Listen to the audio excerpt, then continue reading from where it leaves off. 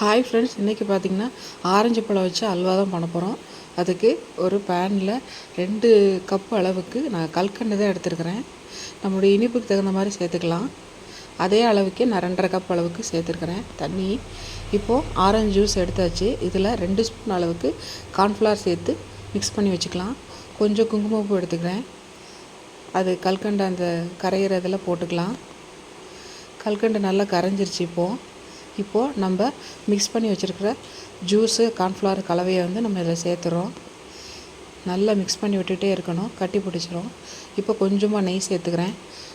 ஒரு ஸ்பூன் அளவுக்கு தான் நெய் சேர்த்துருக்குறேன். சீக்கிரமாக கட்டி பிடிச்சிடும், அதனால் கலரிக்கிட்டே இருக்கணும். கொஞ்சம் முந்திரி பருப்பு சேர்த்தாச்சு. இதை ட்ரை பண்ணி பாருங்கள், ரொம்ப அருமையாக இருந்தது. செஞ்சு வச்சதும் தட்டு காலி ஆயிரும், அந்த அளவுக்கு டேஸ்ட் அருமையாக வந்திருந்தது. நல்லா கைவிடாமல் கிளறிக்கிட்டே இருக்கணும்.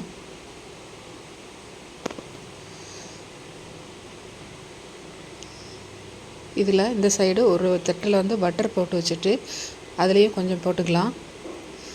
அவ்வளோதான், ரெடி ஆயிடுச்சு நம்மளுடைய ஆரஞ்சு அல்வா. டேஸ்ட்டு செம்ம டேஸ்ட்டாக இருக்கும். இந்த ஆரஞ்சு பழத்தோட டேஸ்ட் அதில் வரும்போது வாயில் வைக்கல, அப்பா செம்ம டேஸ்ட்டு. ட்ரை பண்ணி பாருங்கள். ஓகே, பாய்.